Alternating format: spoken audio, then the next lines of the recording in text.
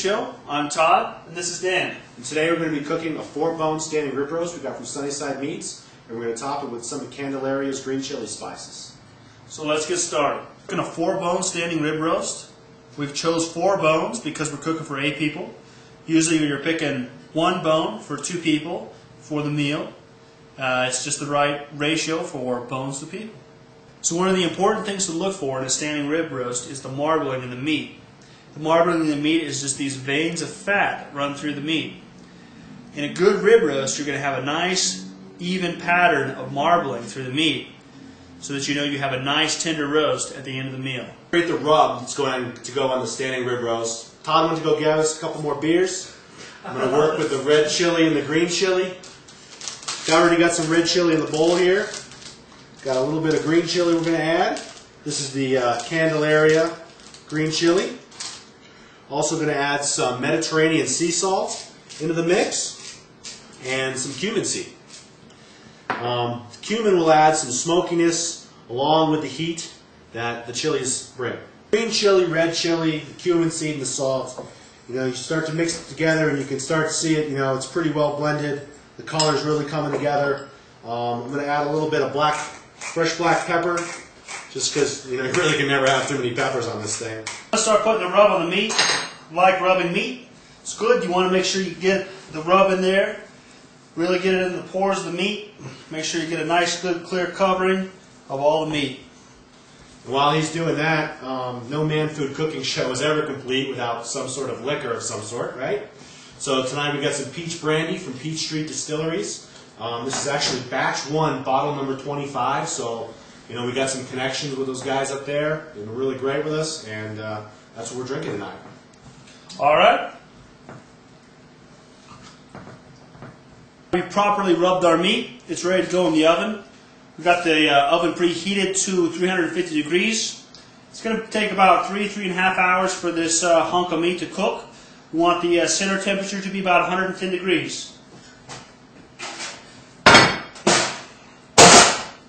You want to put it in bone down so you've got the nice fat side up on top.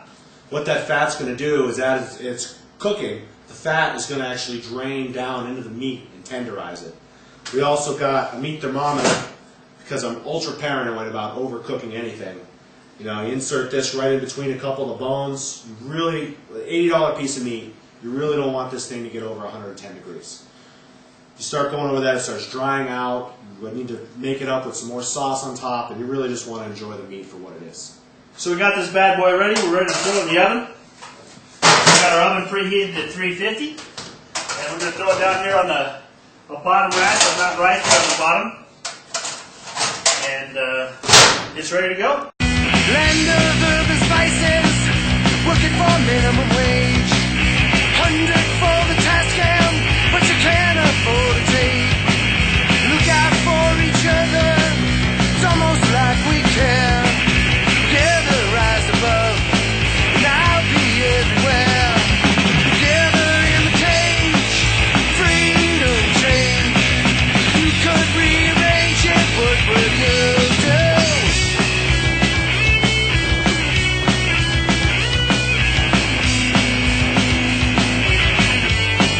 So we got all the potatoes chopped up. They're in little bitty pieces. The littler the pieces, the quicker it'll all cook. And just going to toss them all in the pot right here. This is how we're going to do the mashed potatoes. Butter's pretty much cooked off from these potatoes. We're going to start adding 1 stick of butter and 2 sticks of butter because you really can't go wrong the more butter you add. Fat equals flavor. So we're going to throw in some cheese. Going to keep hunking cheese in. We got about a ½ pound of cheese in here. And then we're going to start mashing these things up. And we've got to stir it in. Get this butter starting to melt. If we're getting the green chilies, we need to throw some green chilies in there. It's at home.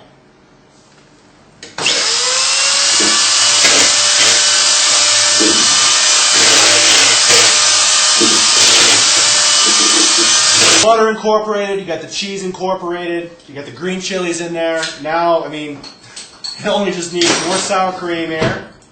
So we're going to add some of that. And also, hope you're not dieting, some heavy cream. just to get it a little more milkier and creamier. And there's still some butter pads here that need to be melted. And then it's time to call back the drill. Todd? The standing rib roast is about 30 minutes from being done, and this is in time to encrust it with the bacon. We're making bacon encrusted prime rib. I got some nice fresh made bacon from Sunnyside Farms. We're going to go ahead and layer the prime rib with bacon.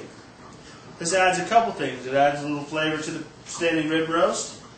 It also allows the bacon fat and grease to drip down into the bacon pan, the roasting pan, and add a little flavor to the au jus sauce we're going to make a little bit later. All right, we've got the bacon on the prime rib. We're going to throw it back in the oven for the next 30 minutes, and then we'll pull it out and enjoy. The roast is at about 110 right now, which is right where we want it. It's going to continue to rise an additional 5 degrees after we take it out, which is why we really want to take it out at 110. It's still a little overcooked for my taste, but key is to please your audience. And here you have it. The roast is all done. We're going to cut it away from the bone. Make sure when you're cutting, you're staying right next to the bone. You also notice that as it's been resting, there's a significant lot less bacon on this thing. That's because I've been eating it. Okay. All right, we got our bacon encrusted prime rib all done. We got our man food mashed potatoes. And we got a successful meal here, Dan. We lack vegetables, which is always a good thing. Congratulations. See ya.